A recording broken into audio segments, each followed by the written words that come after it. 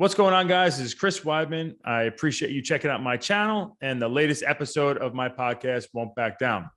I've got a great show planned for today, but before we begin, let me tell you about our show's presenting sponsor, BioXcellerator. BioXcellerator is the world leader in stem cell therapy and regenerative medical research. Through the use of their powerful golden stem cells, they help patients heal from joint and orthopedic injuries, autoimmune disorders, spine and disc damage, and neurological trauma. I recently just got back from Medellin, Colombia, and it was such an amazing experience. First-class experience between the staff, the stem cells, the hyperbaric chambers, the massage therapists.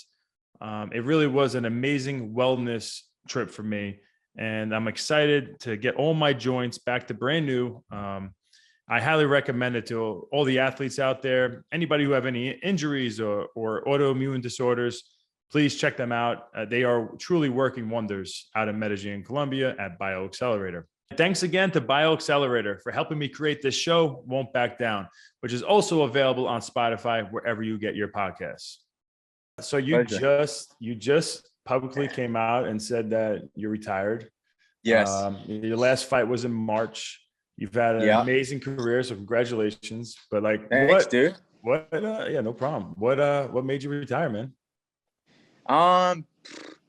Just multiple things, well, to make it official, what made me do that, I guess make the call was basically I was bored and idle, and because I knew I was going to be retired. So fast forward, I knew I was going to be retired, but I was just kind of sitting here every day in my backyard idle. Just, you're not going to go chase down the other things you want to do when you haven't really made that official. And I didn't want to make that official because I really didn't want it to be a thing, I don't know if people know, I don't want the attention or praise or anything of the sort. So I just kind of wanted to not fight anymore and then do something else. And then hey, I don't fight anymore, not retire and make it this whole thing. But I was sitting here and I said, I was just kind of idle, and I was well, I guess if I want to actually move on to something else and do things I want to do, then I kind of have to officially close this other chapter. So, and then the other thing, I was honestly just tired of doing the damn USADA stuff, because I was why I keep doing this for, I was in Italy for 2 weeks, and I swear to God, dude, before I got on the plane, I was I'm going to retire right now, so I don't have to fill this out for 2 weeks. Yeah. But, it was just it's annoying as hell. Yeah. So that was what made me make the call, which is funny, is you can't just retire. You kind of have to get out of the pool. Then the media has to know, and it becomes this thing, which honestly has been a blessing, dude. It's a weight kind of off my head, frees me up. But honestly, all the stuff I kind of told you that I feared and I didn't want has honestly been the best part. Hearing my peers and the media and fans, honestly, just be so complimentary. I'm so proud, bro, of what I've actually done. And if anyone knows me, that's not something that I really do or say a lot, but man, it's really good. That's been the best part. I didn't think it'd be emotional, because I'm really good at just walking away from things.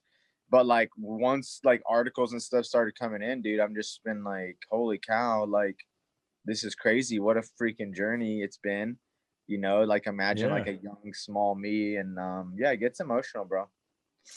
It is amazing, because I think when you're wrapped up in it and before you retire, you always have your eyes set on the next goal, and what you want to accomplish. And obviously, I know you want to become a world champion more than anything. So it was never even a thought of retiring for such a long time. And you were never probably content, because you had this goal that was always on the forefront of your mind. But then to finally, well, you know what, let me close this chapter. And then you could separate yourself from your career for a second and look at it as an outsider, wow, look at what I freaking did. That is pretty amazing.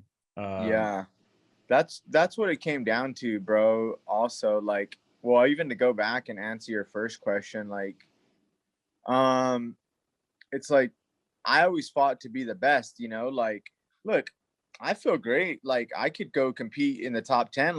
I understand, a lot of fight, people fight their whole career to be in the top 10. I could find the top 10 for years to come, but I always fought to be the best and to have fun, So when my last title shot was definitely probably my last one, the chance of being the best wasn't there. So it was kind of like, could I have fun doing it? And, it wasn't really there. I never wanted to do this as a job. Like, it never felt like a job, and I never wanted it to be a job. So when I did look at my motivations for my next fights, it was kind of like, I'd be doing it for a job, like literally for money. And it's like, this isn't necessarily a job you want to take chances with, it's not like, hey, I have to go wake up early and take out trash for money. No, like, you can get punched in the head and, and other gruesome injury. Like, shit's not safe. You know what I mean? So like, why would I just do it if I'm not fully, into that part? And like I said, like, physically, I know, like, obviously I can compete in the top 10 for years to come, but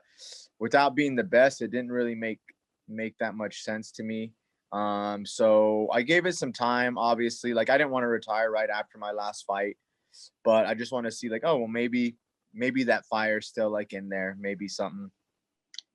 And it was also how I felt in my last fight too. Like, I never had felt like that in my life, where I was like scared to lose.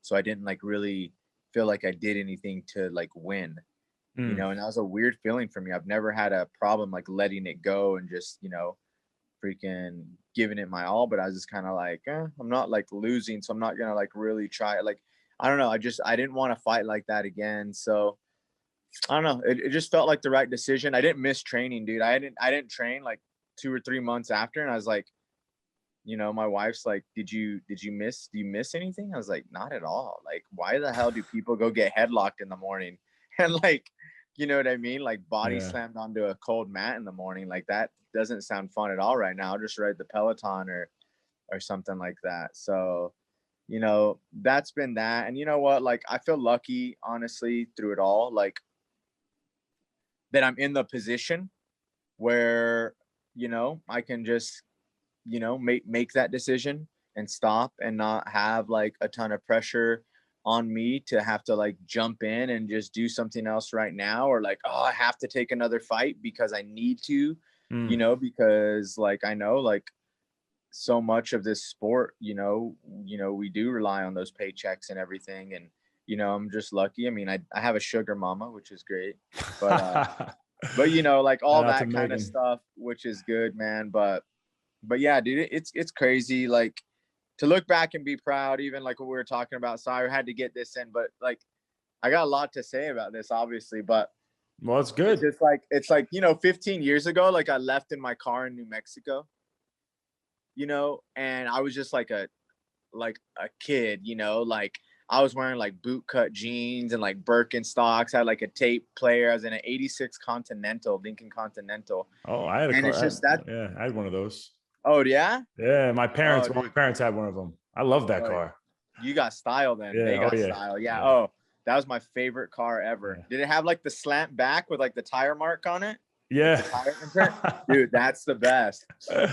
I think about that kid, like, when, like, looking back, like when we were talking earlier, like, just being proud. It was like, I had no idea what was going to happen. I just like set out to do something, that I thought I needed to do. And it's like, what became emotional is like 15 years later, I thought of that. And I was just kind of like, I'm in my backyard and the first interviews rolling in are like ESPN, and it's just kind of like, that kid fucking 15 years ago set out to do something. Like, 15 years later, he's in his home, a nice home with a beautiful wife and a good life in Las Vegas. And like, ESPN is writing about that. About what I set out to do. That? And it's crazy because it's like, we didn't even think the sport would be on there. Like, I didn't, when you leave and, you start your fighting career and all that, like, you imagine all these things that are going to happen, but it's like Lamborghinis and mansions and like models and popping bottles and kissing models, whatever. But it's like, all the stuff that doesn't happen, like, it doesn't happen, right? And then like, but what does happen is like better than what you could have really imagined, like the ups, the downs, the like random people you meet, so like, that's just the best. And like, that kid didn't think, 15 years later he'd be in his backyard, freaking doing an interview with Chris Weidman. Like, it's just crazy, man. So all that stuff, like when it started pouring in, I was just like, holy cow, like who the hell am I? Like, how did I get here? You know, it's pretty crazy. It's amazing because I mean, we started fighting around the same time. And when you're going through all these stories, it makes me think about my life and my story and reflect a little bit. It gets me a little emotional too. Like, what the hell are we doing here? We're on a podcast right now. Yeah. We both started fighting around the same time. Yeah. And what a journey it's been, but it's really hard to see when you're in it, man. It's a constant battle, ups and downs and, you know, struggles and the grind. But to see you hit that other side is refreshing and really nice to see. And you should be super proud. It's amazing where this sport has become. And like, I know you're super grateful for where the sport ended up being, because it gave you an outlet to compete against the best guys in the world, and be on ESPNs and, you know, be chilling out in a beautiful house with a beautiful wife. I mean, like, it's amazing what the sport that we just were grinding just to become the best in the world at ended up giving back to us. Yeah, it's crazy. And, you know, I think one of the things, like, when you're in it that I've realized is, like, I think the reason successful people are successful and they do things is they don't really stop and, like, smell the flowers, you know, they don't stop and look at their work and, like, adore it, because there's always something, you know, like my longevity, I think fighters' longevity is like, we always think our best fight is going to be our next fight, you know? And it's like, that was good. No, my best one, I'm going to fight like I'm supposed to next time. Like, I think I can. And when you win, it's kind of like, I was supposed to do that, move on. I still have stuff to do. When you lose, forget about it, move on.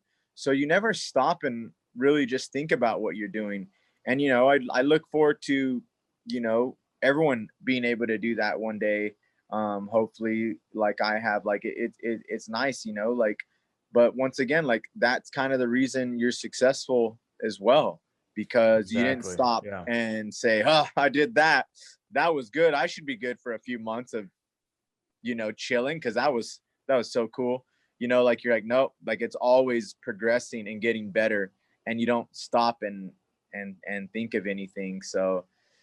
So yeah, I mean, that was a big takeaway from it, is like, oh, all right, well, I think that was a big reason you don't look back at it, but it's nice to stop, like you said, and be on the other side and just look inward and go, all right, well, we did some shit, you know.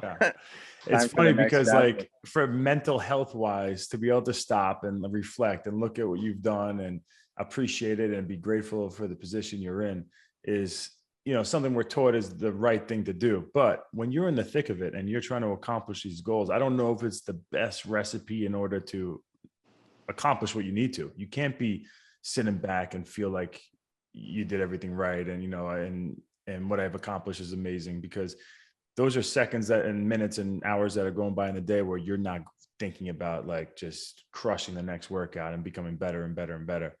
Yeah. I think fighting is probably not the sport for that. It moves too quickly. Obviously, in the fight, it moves quickly. So even just starting at a split second, like, you can't punch someone and be like, that was really nice, because you're going to get punched. But even just, like, you know what I mean? Like, on every level, like, you have no time to sit around and adore what you did, or, like, landed a nice kick or good, like, you know, because even, you know, you win a fight, like, you sitting around for a week, like, so much is evolving and people are coming up with new things and new patterns. And when you've been doing it for a while, they're already taking in what you did in your fight and what you've done, you know, like, so it's just like, there is no time to do that. And, like, fighting is not really the sport, you know, like, you have to have a short memory and, you know, win, lose, practice, good practice, bad practice, all that kind of stuff. Like, you don't have time to sit and overanalyze, I think. And there's no seasons, you know. It's not like, all right, listen, I'm going to, you know, just work on getting my body to where it needs to be for, you know, the summer, and then the season starts in the fall, and then I'm done in, you know, the winter, you know, and then I get to take a break. There's no seasons, you know. It's short notice fights. It's fighting when you're injured. It's fighting when you're sick, and training while you're going through all this stuff. It's just a nonstop grind. But this also, it's not like we're complaining. It's the reason why when you win, there's nothing like it in the world. You have done so much and grinded so much that people can't even understand. And then when you lose, how much it's all on you and the criticism you have to deal with. You know, you get these people that have no idea what they're talking about, never done anything like us, and put it all on the line, and they're sitting at home and able to access us and get inside our heads and tell us how bad we suck in every facet of life. Yeah. You know, I obviously love the fans, but what I will say is, like, people that do something like that, like, I don't think they're really fans, you know, because, like, you wouldn't even be a fan. So for me, thank God, like, obviously we've all been there where we read, you know, 100 good things and then that one bad thing like sticks out to us, and they might even get deep enough for us to reply, you know, or whatever, which now I've matured and I just block. I'm just like, dude, like, you'll never see what I do again. Block. The best thing I like doing is somebody will come, like, put a comment on my page and go, hey dude, tell your wife to unblock me, and I'll block them without saying anything, because I'm like, if you piss my wife off, then, like, you did it for a reason. So I'm blocking you too. But yeah, like, I feel like those people aren't fans. And, you know, I mean, obviously it takes a lot of practice, like anything else, and dealing with stuff, you know, because the first times you get it, you're just like, what the hell? Like, I thought you guys loved me, and all of a sudden, like, I'm seeing all these bad comments, you know. But it's the internet, you know, anybody has the choice to say whatever they want to anybody and go to everybody. Like, of course they're going to do it, you know, like, their dream is to do what we do. So to come and get a comment from us or criticize us, you know, it makes sense. But like I said, those people aren't really fans. At the end of the day, like, you wouldn't take advice from that person. Yeah. That's, you know, doing that. So it's like, why would you take criticism from them serious? Like, you wouldn't take advice or ask them to do anything. Like, they, at the end of the day, you know, want something that you're actually doing. That's kind of how I always felt about it. And then, I was going to say something else profound. I forgot. Of course, it's definitely profound if you forgot. No, but you know what I mean? Like, you wouldn't take that from them. So it's just kind of like, all right. And it's like, at the end of the day, like, when you win or lose, like, I don't know, like, I'm always grateful for the part, like, these people, look, we however many wins we have, right? Or more than that, you know, between wrestling, between everything, like, we've been the fucking man that many times for thousands, millions of people. You know what I mean? Like, we've been the man fucking however many times we won, like, the guy, like, that night for fucking thousands of people cheering for us. Those people have never felt that in their life. Yeah. You know what I mean? So it's like, sorry, dude, like, you know, like, I can't take criticism from you. Like, I'm the fucking man. And they're trying to drag down the man, you know what I mean? Because it brings them up, you know, in their world. I remember when I first, like, started seeing hate, it was really as soon as I started doing good, you know, and I started have positive, you know, results on. It's a good sign you're doing good. I think it's a good sign. They say the more haters, the better you're doing. I think it's true.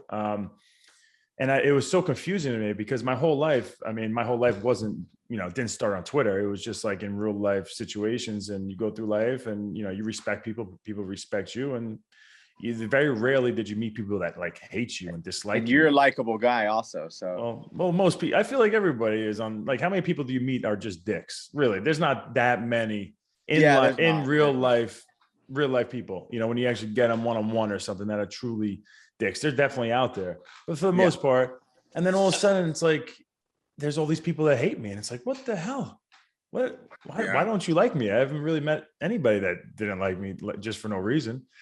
It was confusing. They haven't met you. Yeah, they haven't met me. Like, it's crazy. Like, yeah, but it's great, man. Like, the freaking ups, the downs. Like, when I think about that kind of stuff, you know, like, some of the worst things come in after a loss, you know, as far as fan comments, and then obviously, like, your own thoughts. But something I took, especially on my last one, is like, the world, like we were going through so much shit, and it's like just us having like the choice to like choose greatness and be disappointed. Like we made a choice, knowing the consequences. So like I've had some fucking crushing defeats, but it's like, you know what? Like I had a choice for that to be great, like for that to be like the crowning moment of my life, and it didn't happen. But like I had a choice. Like people will never get to have that choice. They'll never even get to make that choice to have such a failure, but with the opposite having such a victory. So I've always just like, and then I think like, even going deeper is like, think about people that get sick, and terminally ill or COVID or anything, like they don't have a choice. Like that's just what happens. Like we had a choice, and then like, okay, we lost, like, but we had a choice to like do something really, really amazing, and at the end of the day, I think that's what's great, it's like, we have those choices that we get to do, and like we're fortunate to do them. So yeah. And it's the journey, you're really supposed to enjoy the whole thing. Now you look back, and for someone who won the championship, I will say, like I accomplished a goal that I wanted to accomplish forever. But at the end of the day, you look yourself in the mirror and you're the same guy. And it's right into the next goal. It's like, just right back into the ground. Okay, I need to defend it. I need to defend it as many times as possible. It's a never ending cyclical thing where you constantly need more and more. So it's never that you'll feel satisfied on what you've accomplished. And you shouldn't really, right? You got to be satisfied with who you are as a person, because other than that, you'll never be happy. It'll never be enough. So it's nice to see that you sat back and I think realized this. Let's go into your career. So obviously you've had an amazing career. You fought for the belt, the world championship 3 times. More? I think so. I don't know. 3, okay. 3 sounds good. Okay, but the only guys you lost to for the most part were all world champions. Yeah. And give me some of the highs and then also some of the lows throughout your career. I know it's been a long career, but if you could pinpoint and highlight some of those moments that you could think back on now and reflect as some of the highest of highs and then also the lowest of lows.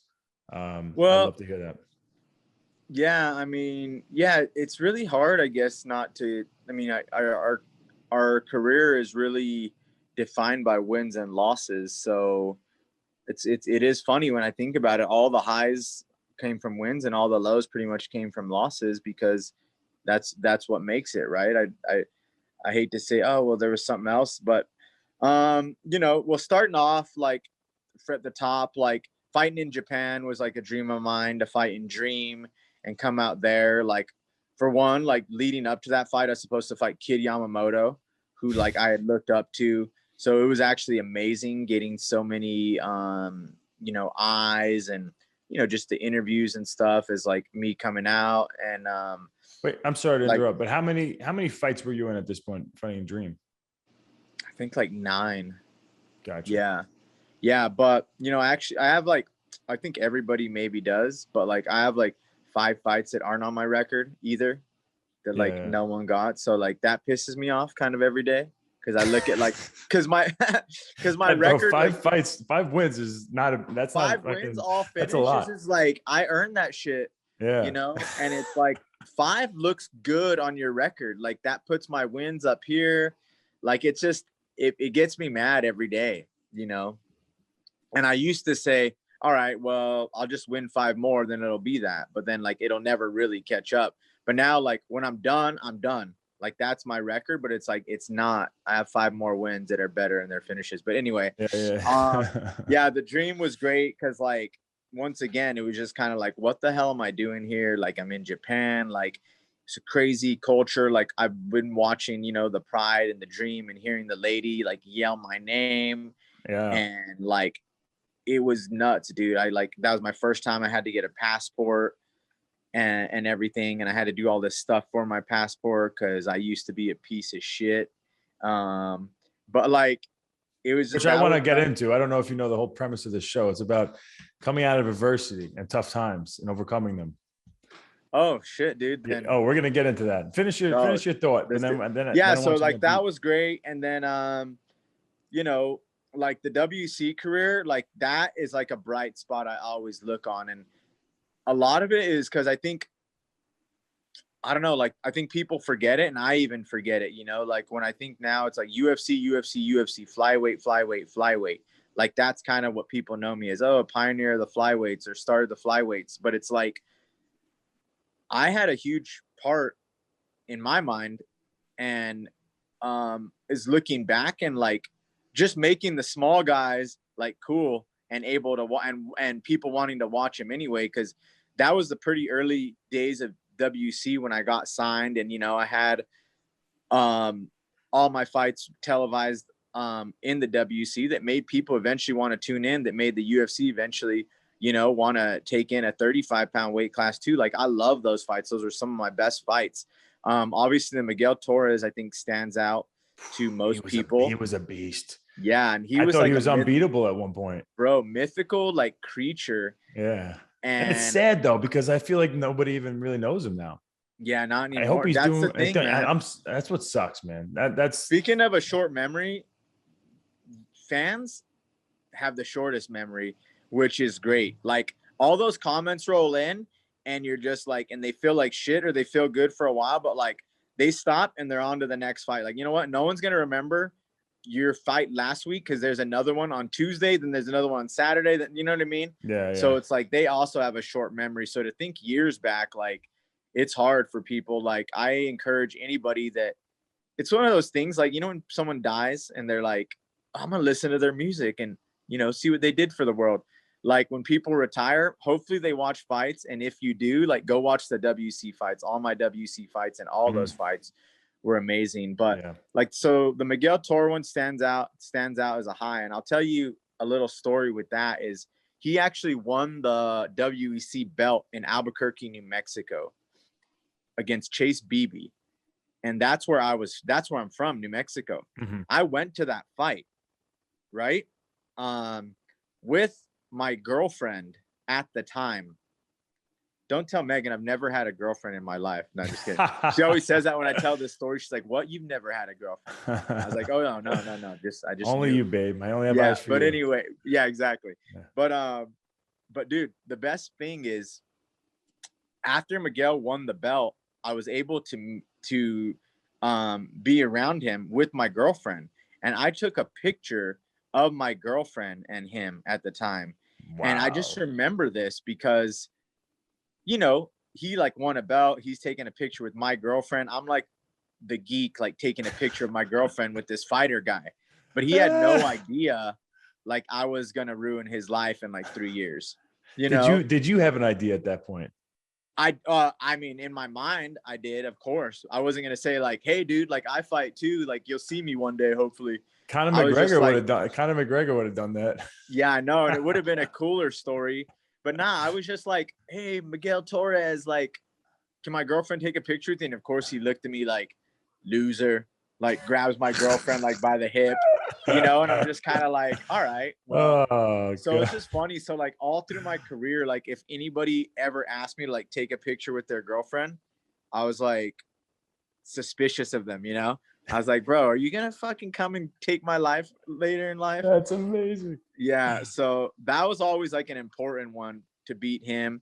But like one of my favorite fights in the WC was also Jeff Curran. Yep. Another beast, awesome grappler. Yeah, because like that was like before that fight, I had done everything. Like I always just did what I was supposed to do. Like, all right, I was supposed to beat that guy, and I did. That was one that came in where like I had been watching this guy. I already knew who he is. Like I'm fighting an established guy now, not like somebody coming up with me. Like I'm fighting a guy I've watched fight before. He has 40 fights. I have 10. Like I'm supposed to lose and then like come back, but like show my potential in the fight. Gotcha. And I whooped him, and it was a great fight. Wagner Fabiano was actually a high of mine too. And I think another reason for that was that was my last WC fight, and me and Chad Mendez and Faber all fought on the same card. And we kind of came up together, and we all won that night. And Faber was the main event. We all got to go in the cage after and just act stupid and everything. And so that was really fun. Also, that fight, I think, kind of defines my style in a way. Like, I submitted black belt Wagner Fabiano, but in that fight, I jumped for a guillotine, I think 4 times, and I get the 4th guillotine. And that just showed, like, I don't give up. Like, I'm going for the finish. Yeah, like, I'm not holding back. Like, all right, I don't want that guy on top of me. And I jump for a guillotine. He gets out. Oh, like, I don't want him on top of me. I'll do it again. Yeah. He still gets out, gets on top of me. I'll still do it again. And it took the 4th one. And like, that's confidence, bro. You don't see that often. You see a guy go for one hard guillotine, he misses it. If he ever goes for it again, you could just see the confidence in him. It's just not there. It's wavered. He knows, like, oh, if I expend too much energy here, then he's on top of me. I'm in trouble. Yeah. Nonetheless, against a black belt like him, who I was like, I'm just going to get him. Like, at that point, I just, like, I don't know, but it just, that, like, defines, like, my perseverance, is just like, dude, I'll keep doing it. Like, it's not insanity, like, doing the same thing over and it not working. Like, it's going to work. I'm going to make it work, So it's almost like a weird delusion I had that I was going to get him. And then I did, submit, world champion black belt. So that was a good one.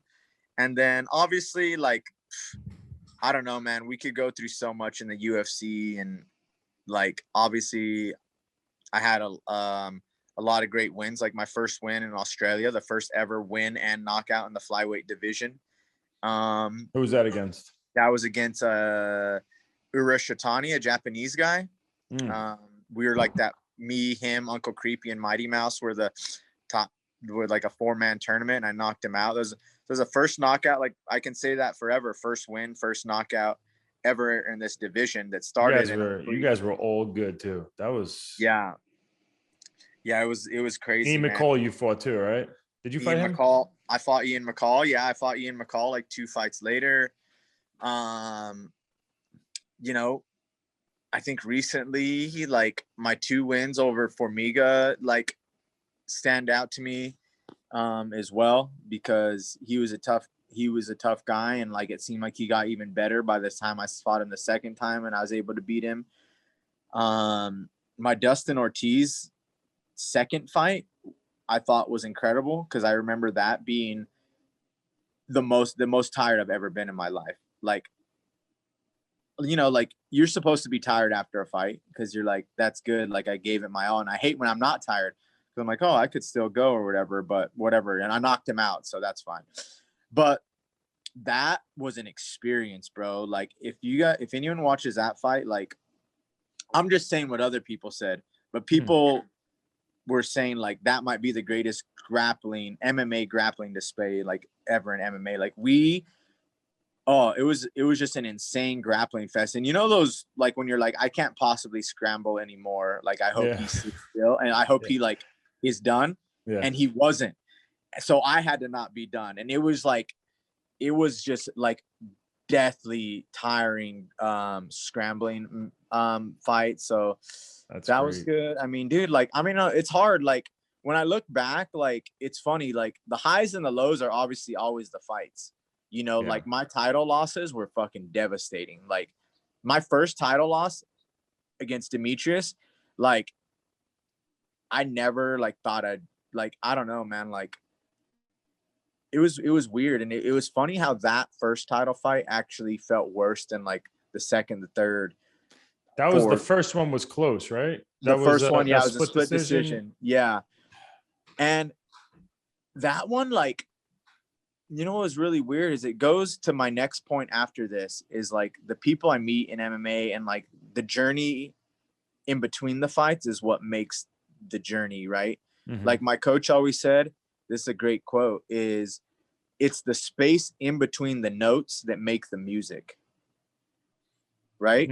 Because a note is a note. It would just go ding, ding, ding, ding, ding. But when you put spaces, like ding, ding, ding, ding, ding, ding, ding, what I mean? That is great. Yeah. So it's the space between the notes that make the music. And it's like, yeah, the fights are the notes that I think of, but it's like, so I'll get back to that. But, like, going to my title fight, like, the first one devastated me so bad. Like, I fucking had to write, like, a poem after it. I was like, bro, crying. that poem is unbelievable. Yeah. Oh, dude. By the way, Like, dude. that is Yeah. really good. Thanks. Like, it's crazy, bro. Like shit like that. Like I never thought I'd be the same. And I think the main reason for that, as I've discussed before, is like, that was my whole, that defined me as a person at that time. Like I wasn't a full person. All I thought was like the title fight. I'm the best. It was almost all in like a selfish way. It wasn't for anybody else, which was great, which got me there. And you need to be selfish and fine sometimes, but it was nothing else. I'd stare at the belt. I just wanted the praise. I just wanted to show everybody that I was something, and that I would be nothing without it. And it's like, that just defined me. But it's like, after that loss, I realized, well, I fucking made some amazing friends and people. Girlfriend at the time, now wife, during that time. Oh, so yeah. Is that when you met Megan? Oh, I had met her years before. Yeah. I'd met her when I was in the WEC, 12 years. This is when you start dating her? Yeah, we were already dating, everything. Yeah.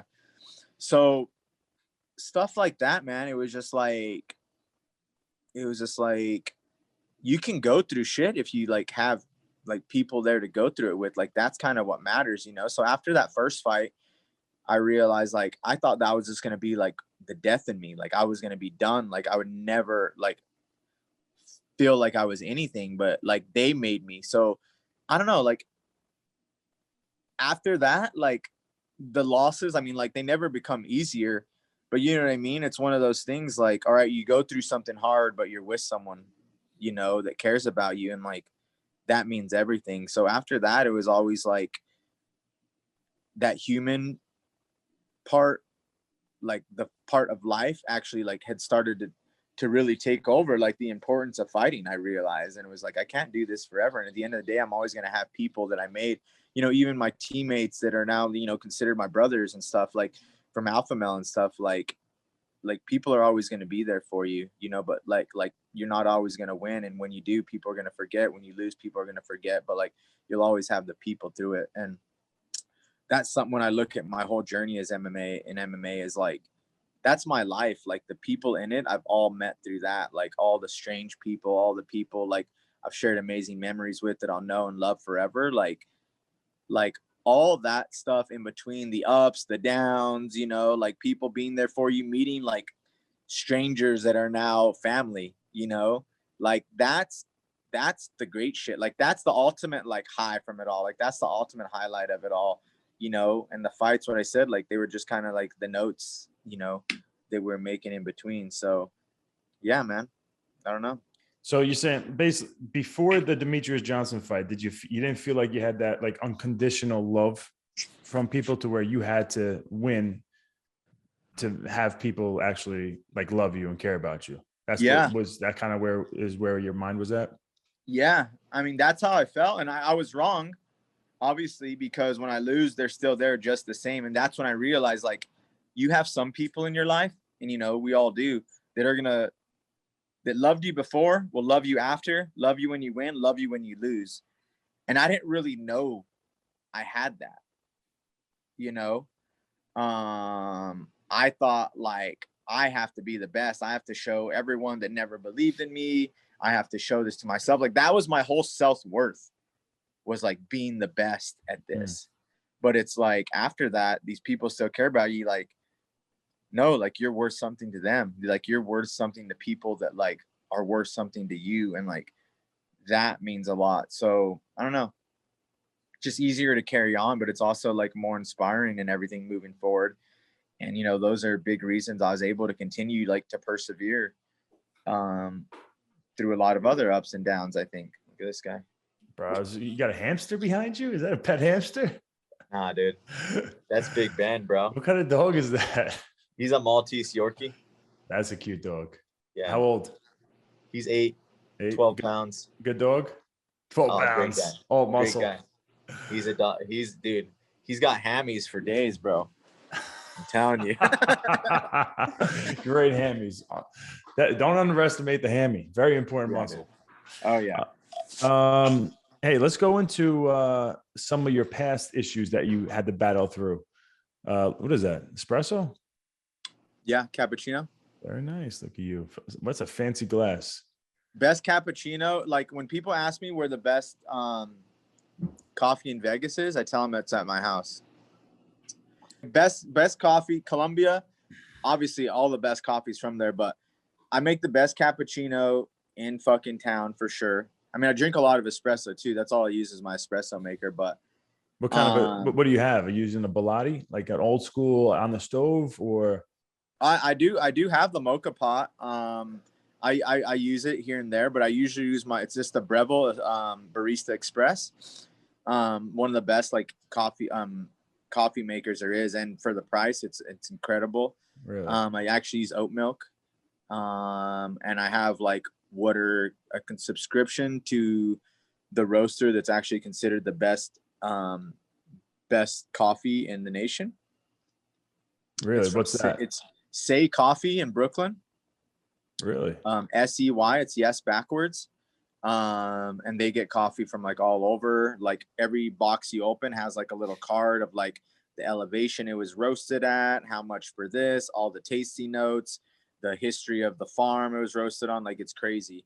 Bro, if I find out you're sponsored by this yes company spelled backwards, I hate you. I'm not. You get free coffee, don't you? No, I don't. It's actually funny enough. It's a guy that works sound in the truck with Megan. He owns the place.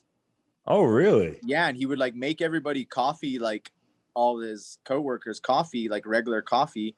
And everyone was always like, damn, that's good. He's like, oh yeah, it's from my coffee shop. He's like, I'll give you a box. And then like me and Megan are like, this is like really good coffee. And then we look up dude, everywhere. Like every roaster is like, this batch is from our Nicaraguan partners here. And this is actually our second year of using their beans. And this is their third harvest of this. Like, it's crazy. So they kind of get it from all over and then they roast them themselves. But dude, yeah, they get the beans from all over and then they're the roaster and brewery. But it's crazy. Yeah. If you're ever in Brooklyn, say like that was the spot. So it was funny because the guy was super humble. He like gave us a box and we're like, all right, cool. And then I was like, I'm going to look that up. And then it was like, best coffee in the nation. Like, I was like, oh, dude, like, really? It's really good. Yeah. Jeez. I'm a coffee snob. Yeah. I'm an everything snob, which is weird because I just grew up like a poor kid. So, but I just love the finer things. How'd you get so snobby, bro? Dude, I think of that all the time. I'm like, dude, what? Like, how do I know this stuff? Like, and you the dressing so good. And dude, I mean, I feel like you're snobby. Yeah, you are snobby. You're a snob. Dude. Full out snob. Trying to think of some other things you're snobby with. No. You take down your cappuccino. Movies, music, everything. But no, that is funny. I think of that shit all the time. Like, I'm just like I'm like talk to my cousins and stuff. And like, we're all from New Mexico. And I'm just like, how the hell did we get here? We're like fucking eating risotto and shit right now. Like, I don't know what happened. You know what I mean? Like at dinner the other night, like listening to this music. I was just like, I don't know how I got here. I think the main thing of that, I was always just like curious, bro.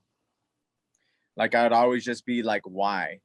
You know what I mean? Like why, how, like, you know, anyone that grows up in like a small town with not much around them and gets out, I think they have that feature, you know, in a way to expand on themselves. Yeah. And just wondering like, oh shit, this isn't like the only thing here, right? All right. Well, I'm coming to your house when I come to Vegas next, and I want some of this coffee. Let's do it, bro. Do I have to pay? Is there a fee? No. Dude, awesome. Honestly, my biggest joy in life is making people coffee. Like, all right. That means I should probably. Is this before retirement? This probably means I should open a coffee shop. But honestly, like when I got my first house years ago, is like what I pictured in my head is like I just want to like pour like a guest coffee. Like I want to have dinner and have like another, you know, adult over and just be like, do you guys want coffee? And pour it. And then just to be like, oh, that's very good. Where are those beans from? You know, like that was always like a vision. So now when I do it, whenever I'm like, would you like a coffee? And they're like, yeah, of course. But like cappuccino, espresso, house special, which is the cappuccino with a little something. So now it just makes me so happy. And then I make my wife the best fucking guest coffee every morning. So it's a good time. Awesome. I make my wife coffee too. And she feels like nobody else can make coffee as good as me. So, exactly. Which means that she'll never make it, which I don't mind. I enjoy making my coffee as well. I feel like there's certain love that I put into it. It's not really anything exactly. special. I mean, I grind the beans every morning, and it's always fresh, and I have them locked up in a Oh one yeah. of those containers that like seal it, so there's no Yes. air being coming off, because like you lose a lot as soon as a bean is grinded. You lose a Yep. lot of the flavor and taste. Oh yeah. What do you use? A French press? No, I'm actually using a regular coffee maker. A drip coffee maker? The regular drip, yeah, regular But drip. drips, dude, drips underrated, and I think people I think maybe the convenience of it and like the electricity and stuff, but it makes as good a coffee, I'll just say, as anything, being I a love it, coffee and I snob. mean, I could do a good espresso too. I learned from Yeah. a guy from Italy who's very big into espressos, on how to make the right coffee, the right espresso, and how to do it the right way with the Bialetti. I think Bialetti. Yeah. The Bialetti is like the little mocha thing you put pot. on the stove. Yeah. The mocha pot where the water comes up from the spout. Yes. And I got one on my. that's fun. It just takes a little bit more time to do. So I do that here and there. And I do it for guests. If they want like an espresso, I'll make it nice, and it feels good to do it. So I'm with you. I'm a little snobby with that, I guess.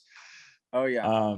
Yeah. I'm gonna send you a picture of my coffee corner after. But the thing, if you're just grinding your own beans, like you're a level above any coffee that's gonna be made, whether it's, you know what I mean? Yeah. Drip, mocha pot, espresso, French press, Chemex, whatever. Like that, it starts with good beans. You know what I mean? I don't like the drip. I've had bad experiences with. I don't really like the drip. I feel like sometimes it comes out. Well, honestly, every single time I've had the drip, it's been a little bitter. I don't know if it's a coffee bean or not. Like the pour over? No, no. The drip from like someone making the French press drip. The French press. Is it French press? Oh, French press. Yeah. Yeah, the French press. That's what I mean. Okay. Yeah. I know that's supposed to be like another level up, but I haven't enjoyed it. I like the regular. Yeah. I like the regular coffee drip. Yeah. Right. Hang on. Let's go. Forget about the coffee. Yeah, I can't, dude. Let's go into some of your past issues that you went through, some of your struggles growing up. And I think you came out and said that drug and alcohol abuse you've struggled with. Is this true? Or am I making that up? Oh, okay. All right. Because as I said it, I'm like, I hope I'm not just, making this up. No, I've been sober from drugs and alcohol for 16 years. Good for you, man. I was abusing alcohol probably since I was like 14 into 20, like abusing, especially like the last years. And then just give me, I was abusing, from 14 to your 20, you're drinking what do you mean by abusing, and and you were still doing sports and stuff. So just kind of paint that picture for me. Yeah. I mean, yeah, I was still doing sports. I was like a state champ in New Mexico, but like I would do what, I really wanted, like on the weekends. I started drinking like 13, 14, growing up, and then got probably heavily into it, where like blacking out constantly and making like terrible choices and like putting like mine especially like at risk, like around 15, yeah. And like, I mean, I don't know, like, I don't really know how to explain it. I was a sack of shit. Like I didn't do anything. Like, yeah, I wrestled, but like I would go, black out and make it to wrestling practice in the morning, no matter what it was. Even after I graduated high school at 17, same thing, shortly after that, when I was 15 or maybe 14 still, like I started doing cocaine as well. And that was a constant all the way until I stopped doing it. But like that was at a super young age as well. And yeah, man, I mean, I don't know. It's hard to really pinpoint it, besides just saying like, you're a piece of shit. You had problems. And I knew I had problems. Like every day I woke up and I was never like happy at what I did the night before, or like proud I was doing it, or like felt better because I did it, but I couldn't stop as well. And I don't know, I knew it was going in a bad direction. And it was only a matter of time till something really bad happened, Of course I got arrested like multiple times. And What'd you get arrested for? just like being a rascal, multiple times that, but also DUIs. Fucking Uber wasn't around, Damn, Uber. You were So late to the party, Uber. Yeah, so all that kind of stuff. But no, man, it's actually just crazy, man. Like I had two like lives, bro. Like my friends that know me now, like from fighting, like can't imagine that like I used to drink and be this and that, and like I don't really want to like tell stories because they're just, maybe I can tell, like I don't know, like it's just my past, but like with that, with detail, but like they don't know me, like that was me, and they can't imagine it, and some people are like, dude, like I don't even know this, Joe, like you have to drink with us one time. And I'm like, no, like, well, obviously, like they don't understand like the severity of it, but they're kind of like don't understand that. And then my other friends, it's kind of crazy to them, that like, wow, like they know me in this way. I mean, obviously now they've seen me and they're my best friends from home and homeschool and then like high school. So, they understand I change and everything. But every time, like speaking of like telling stories, like every time I see them, they tell me a story that like I had no idea about. Hey, remember when like you did this? Remember when you ran over that stop sign and like carried it home and like threw it off, like all this, like I'm just like, oh my God. And they're like, yeah, dude, you don't remember that? But they do. Cause like, they saw it from the outside, but I was like, I don't like remember. I like, I don't know. I wasn't a bad person, like at all. Like I've never been like a bad person, but I was reckless, bro. Like, and I was an endangerment to myself. Like I was very, very wild, and alcohol and drug abuse runs in my family as well. Like I'm the only person in my family, of the males to not have gone to prison. Also, like my dad went to prison when I was 7. And then, my older brother, went to prison out of high school, and he's been great, and he's never had to go back, and he's just been on the straight and narrow and raised amazing boys. And like he's one of my best friends now, and we get to like enjoy our life together, after he like did his stint. And then my little brother, he he uh he could never like shake it. That's another reason I just feel lucky, is like that I was able to, like, I see friends and family that aren't ever like shake that addiction. And my little brother was one of those, and he was lifelong until, he was 18, 2 years here, a year out, 2 years there, a year out, a year in, 3 years in, all the way until last year, where he passed away. He was murdered. And I think a lot of it was because of that lifestyle that he was living. And so I don't know, like I feel lucky. Obviously that's not me, and that's kind of what inspires me even before his death. But it was just like I had to make a choice. I saw like I was going to go to prison next. Like my little brother, he's younger than me, he had already gone to prison. My older brother, I had seen him in and out. I'd seen my dad, like lose his whole family to go. And I was like, I'm not like I don't have like the criminal element to me, but like I'm gonna do something that's gonna get me locked up. Like it's only a matter of time if like I keep doing this and waking up every morning and not knowing what the hell happened. And yeah, I mean, like I said, I was just fortunate I was able to stop that life, and I just knew I was like destined for something else. And I didn't know it was fighting, I didn't know it was anything. Like a lot of people, when I tell them I'm sober, they said, oh, that's because you're an athlete. And it's not. I stopped drinking and doing drugs a year before I even started fighting. And then through, being like my full self, my real self, and I was able to discover and focus on something else, on a passion, like I would have never obviously done that in another life. So it's like, it's funny because like when I was going for world titles or whatever, and I do interviews and people would say, oh, this is the culmination of 15 years of fighting and ups and downs. And it wasn't the culmination of fighting. It was the culmination of one decision I was lucky enough I could make, 15 years prior, like, because without that, I wouldn't have anything. Like, I might not have a life, but I wouldn't have a house, a wife, a career, anything. I would be, I don't know what I'd be doing. So, yeah. Wow.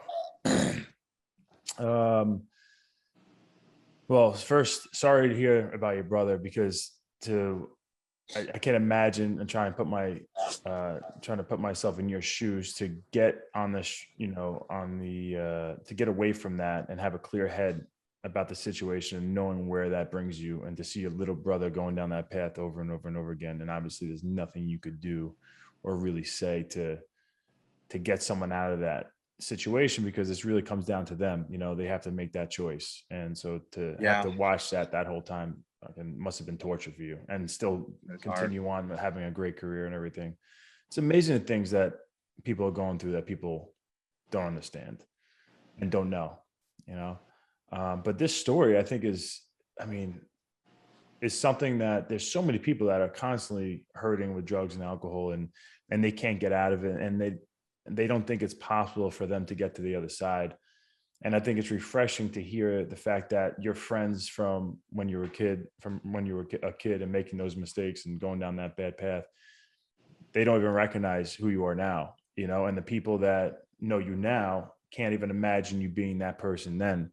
So the change that you must have made is amazing, and I think it gives hope to anybody in that situation where they don't think they could change, and to see where you came from and where you are now. And now you're just bougie about coffee and clothes and things like that. Like how your life could just, completely, flip around with a decision and a discipline to stay on the right path. I think everybody in life makes that decision at some point. I remember for me, it was like junior high, all the kids I was friends with started doing drug dealing and started, stealing things from people like bikes and then trading it and whatever. And a lot of those friends are now in jail and their lives have turned upside down. But I remember, like, sports really is what I had to make the decision. Like, do I want to be one of those kids? And and I realized that was bad. And I made that decision. No, I want to be a good person. I don't want to get in trouble. I don't want to go to jail. And I kind of had a similar thing. My brother was like really bad. He was always in trouble. And I didn't want to be like that. I seen the pain it put on it just wore on my parents, every single day. And, but yeah. Yeah.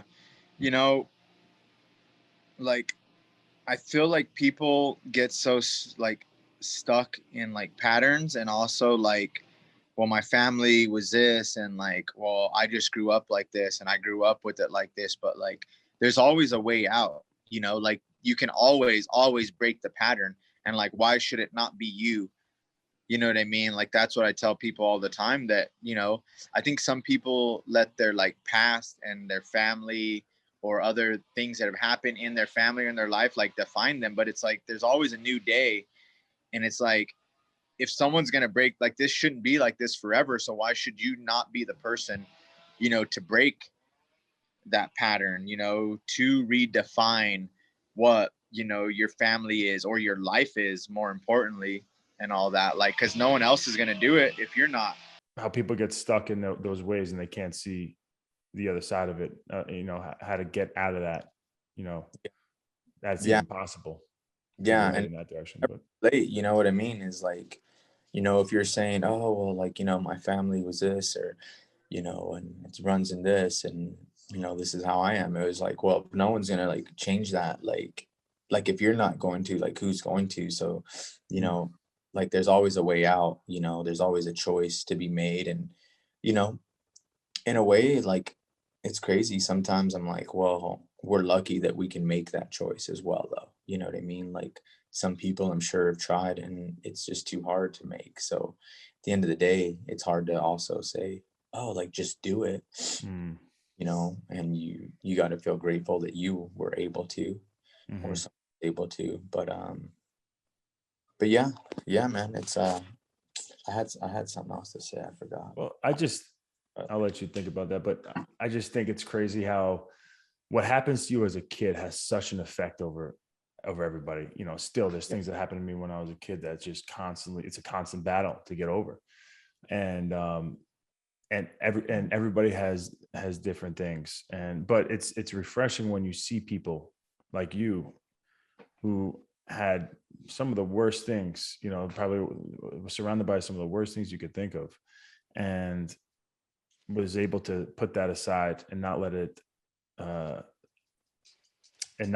be the person, not let that create the person that it's supposed to create.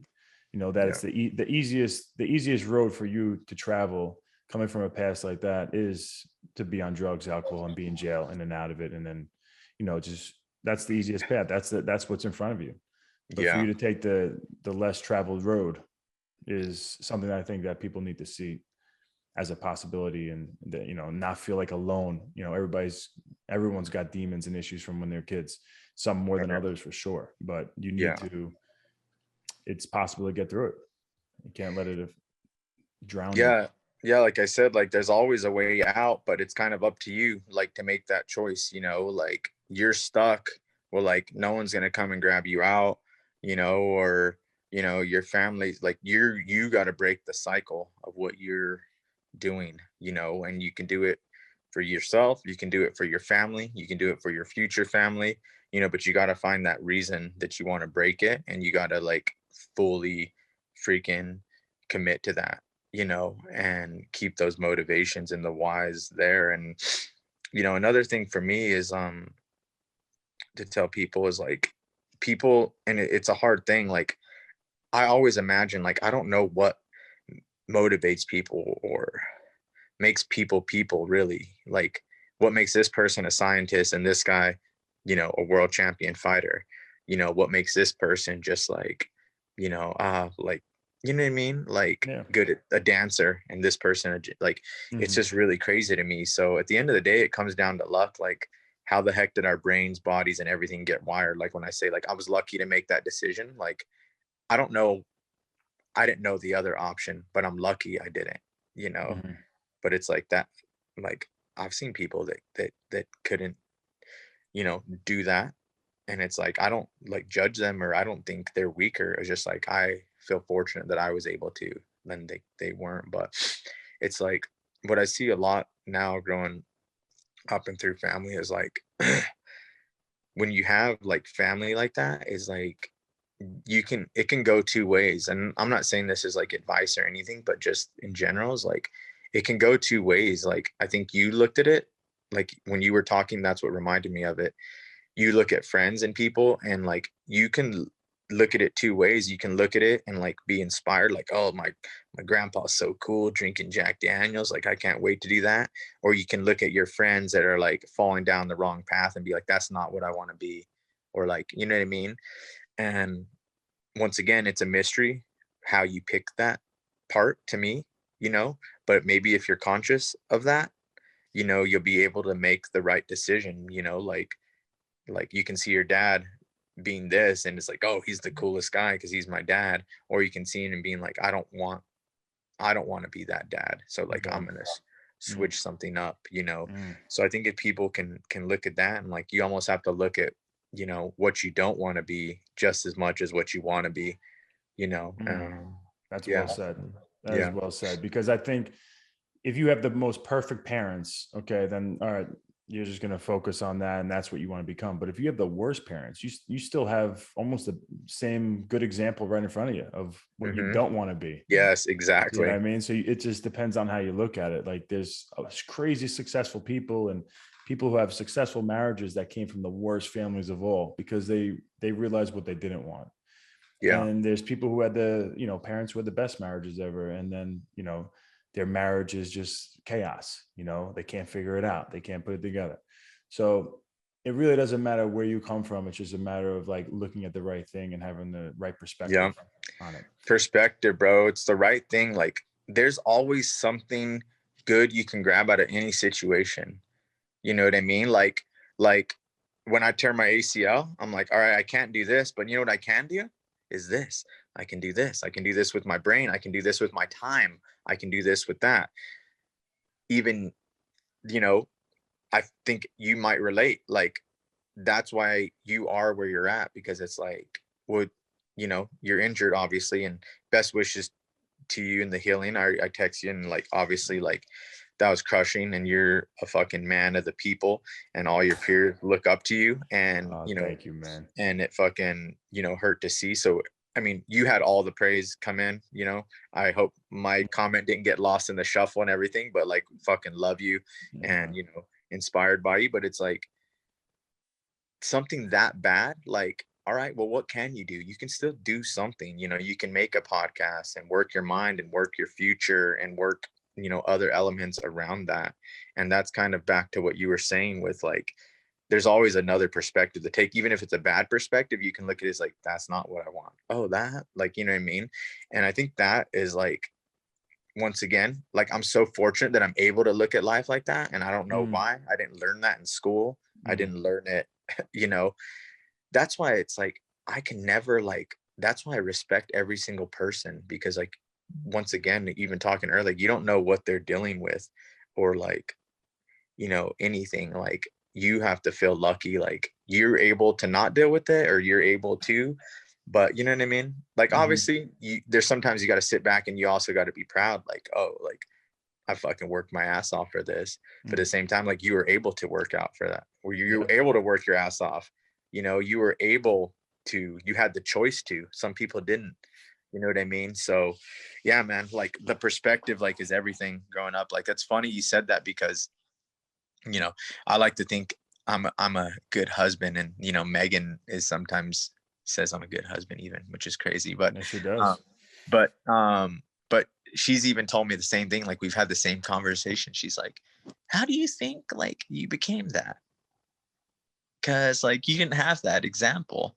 But it's what you just talked about, is like, well, I did, of what not to be. So I'm just, you know, not. So yeah, and sometimes that's better, because you see how bad that other side could be, and what comes from it.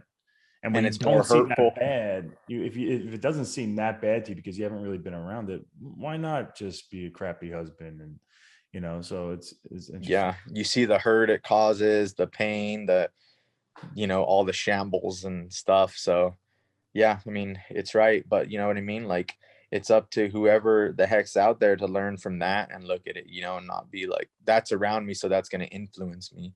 You know, you got to take that perspective. And Ben, chill out, bro. Chill out, Ben, bro. So just to finish it off, last question. This is honestly an awesome conversation. I really appreciate it. Dude, I love you, bro. Yeah, like, you're so too, good man. at this. You're so good at this, dude. It's not me, man. It's you. It's us. We're just hanging out talking. And Dude, I know we really are, but I don't know. I didn't expect this. I thought, I don't know. I love this. Like, this has been one of my most, not cathartic, it maybe is the word, but I don't know. It's been beautiful. And I didn't expect, like, I woke up 30 minutes before, got coffee, and like, I'm going to jump on with Weidman real quick and bro out, you know, but like, it's just been so great, especially like at this, exact timing, you know, and what's happening. So anyway, but dude, you're amazing at this. This is fucking really cool to have me on. I'm glad this has been awesome, bro. This is why I love this is exactly why I love the idea of doing a podcast. It's not because I want to ask a question after a question and like have my notes and ask hard questions, whatever it is. I just want to have good conversation with people and get good stories out of them, so it could inspire me and then also help inspire other people. And literally, this whole podcast has been that. So I appreciate it. Just to finish off, so on a lighter note, what are we doing now? So you're retired. What's the plan? What's the plan moving forward? Do you have one yet or not? Like, there's no pressure. Just chilling. Obviously, you're a talented guy. If people don't know, they can check you out on Instagram. I think they could figure it out pretty quickly. You got a lot going on.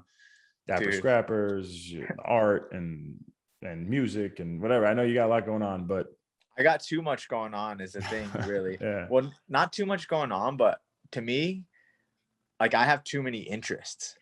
Like I'm a man of like obsessions, and like Megan always makes fun of me is like, oh yeah, that's like your new obsession this week, whether it's like a band or like anything or like, but that's almost why I know stuff, because if I like something, like I learn everything about it, and then I put that in my like brain, and then like go get obsessed with something else. You know what I mean?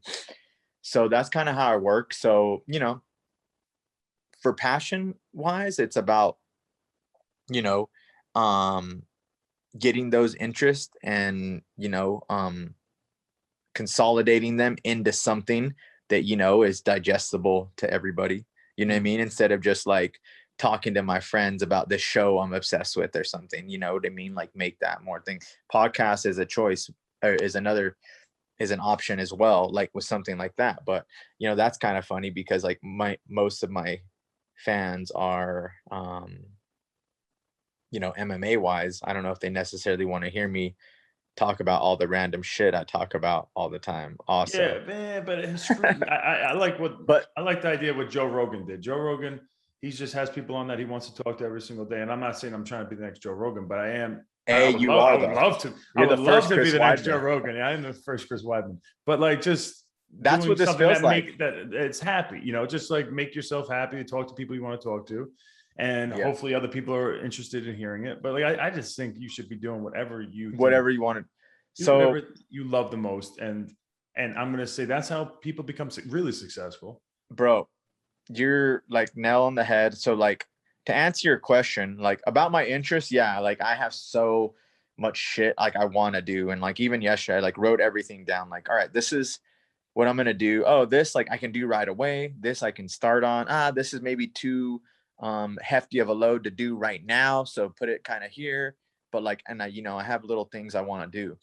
I actually want to start just selling prints of my art, just like off the bat, like a limited edition, you know, like first 50 to get this, you know, I'm signing at the bottom and it's, you know, this piece or whatever, like, you know, just a print, which is cool. But I'm in. I want one behind throw me. it down right there. Yeah, that'd be sick. But for me, back to what you were saying and back to how all this started and how people become successful, like I just became passionate about this. Like I was just doing it for fun, and it's became a passion that I wanted to pursue.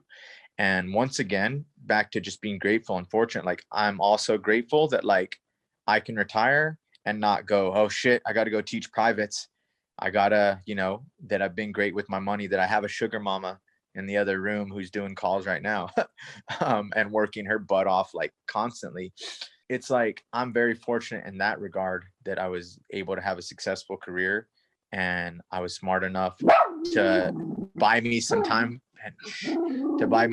right now, you know, where like I don't have to rush into like got to go do some privates or got to go teach seminars, got to do anything. Like, you know, when this decision was coming, me and Megan were both like, look, I just want you to do what you're happy with, but like you don't have to do anything if you don't want to until you're happy doing it. So find out what that is and do it. Cause like you've worked, you know, the consensus is like, all right, well, I worked hard enough for 15 years to deserve, you know, some time to go, oh, what the heck do I want to do now?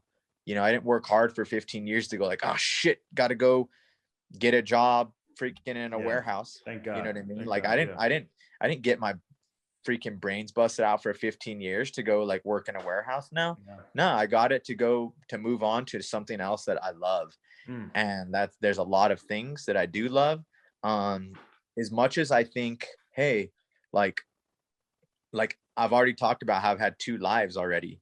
Well, like as much as I just want to have a completely different third life and like move on and have nothing to do with fighting and just become something else in some other field or whatever, like in a way, like I feel like MMA is not going to let me go and I'm not going to let that go in a way, you know, and like, it's not necessarily like I want to, you know, go ahead and be a coach or even an analyst or anything. But like, I think there's other things with my perspective, not only as a fighter for 15 years, but other perspectives I have that maybe I can add value to the sport in, without just like, hey, this guy's fighting like this, or teaching people, you know, like the dapper scrappers thing and beyond. Like, not that that's like, hey, that's going to be my job, but you know what I mean? I just think there's other things around that I can do, like production wise, you know, just to kind of grow it around with the perspectives of that I have, and of the sport. You know, that's an important perspective. Like, it's crazy.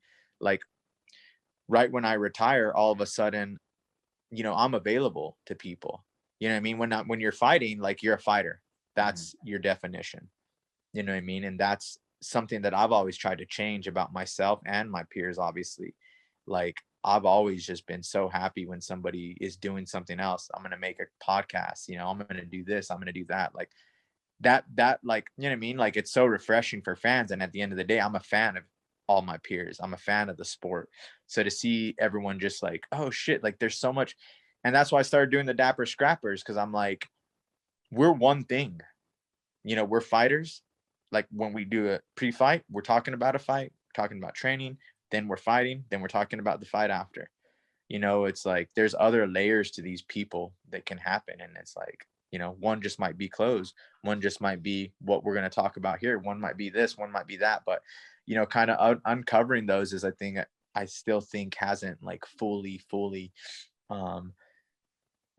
came to fruition yet either. So, you know, I have a ton of like ideas and thoughts I want to do, but at the end of the day, like you said, like, just something that I want to be happy with.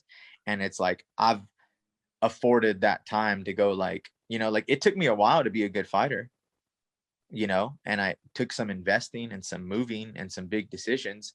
But it's like, so if the next thing I find like takes me a few years to actually like be meaningful, or like start making me like happy or money or anything, then like that's what it's going to take. Like, I was actually really inspired. Are you a Kanye West fan? Yeah. He's he's the greatest. And I was just seeing a video of him the other day, and it was a young Kanye, and he had just started rapping. And, you know, he's like a producer, like extraordinaire already, but he's saying, I'm focusing on rapping now. Like, people got to think, like, there was a one time when my production, like my beats were whack, but like I learned to make sick beats, and now I'm focusing on rapping. So like, that's going to be me. And it's just funny because, like, you know, he was defined as one thing, and then it's like, but now, like, that kid that was talking, like, he's like a cultural icon, like transcends rap. Like, he's not even a rapper, like he transcends it. Yeah. And that's just kind of like crazy to me when I was hearing that, because I was like, little did that guy know. Like, it just he has so many motivating quotes, and I had to put him in there, but it was just like, it was just funny to think, like, you know what I mean? Like, people didn't believe he was going to be something else because he was a producer. But like, nah, I'm going to try at this. So I'm going to do good at it. Like, it was, and it was amazing. He definitely has some qualities about him that are so inspirational for anybody. Yeah. His interview with Joe Rogan, did you listen to that? I'm guessing. Did you ever listen to that? I listened to like clips of it. Yeah. You got to listen to the whole thing. It's like, I don't know, 3.5 hours. Yeah. But that's one of the reasons why I love Rogan. It's these long formatted interviews, which is super rare. And you get a guy like Kanye West for that long, you finally understand where his mind is at. At first, he comes off as super crazy, and he's definitely very different. He'll admit it. But like, you let him talk for 3.5 hours, it's amazing how he's able to put it all together and actually starts making sense to you. Like, oh, that's how he thinks. That's how his brain moves. And it's not like, then you're not, you know, so quick to be so judgmental about how you feel about him and the things he's saying, because it makes sense if you let the guy talk long enough, you know, and he really is a genius. That's, at the end of the day, what made him what he is he always thought outside the box, you know, free thinking. He went against the grain. He thought, well, they're doing this, like, I'm going to do that.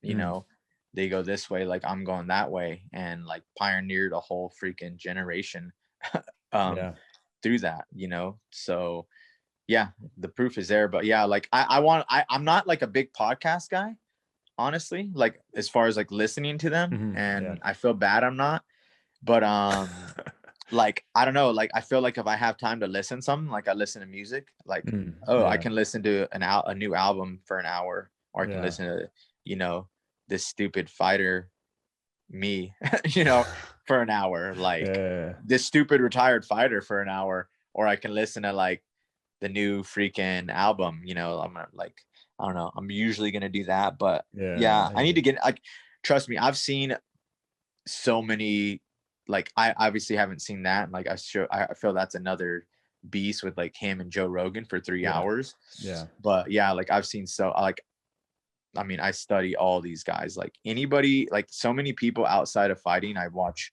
That's how, like, a lot of the times I'm inspired, because there's only so much you can like be inspired by another fighter for, you know, like you can be, but it's like, there's only so many, like, rise and grinds, get knocked down, get back up, do this, do that. Like it's a scope like this of inspiration. And when you're there, you almost have to look outside of it. So like, I've looked in like movie directors, like record producers, you know, even musical artists, because like even for them, it's just like when they think about making an album or a movie, like it's very similar to a fight camp, like getting the correct people around, you know, doing this, like it's just crazy. But you can find inspiration from anybody that does anything at a high level, you know. Yeah, I'm with you. Yeah, like on Rogan, I don't ever really listen to the fighters on there. Yeah, it's always like the because we're assholes.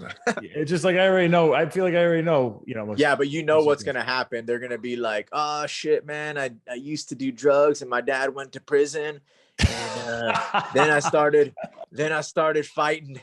Then I started fighting because that's what I was made to do. Yeah. You know." And then like, awesome. And that's it every time. So yeah, well, I just like to see something I'm not used to seeing. You know, we're surrounded by fighters. It's like, you know, yeah, I'm a fighter, you're a fighter. I don't know.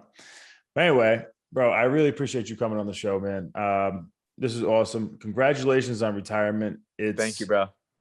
I know you're going to be super successful in whatever you decide to do next. You're obviously very smart, creative, hardworking. And so you have all the ingredients to crush whatever you want to do. I'd say I'm happy you take your time, bro. Don't rush into anything just because, you know, I feel like everyone feels like they retire. Now they have to they have to tell everybody what they're going to do next, or otherwise they feel like a loser. They, you know, dude, I'll sit here, bro. I'm fine in my backyard. Good. Making that coffee.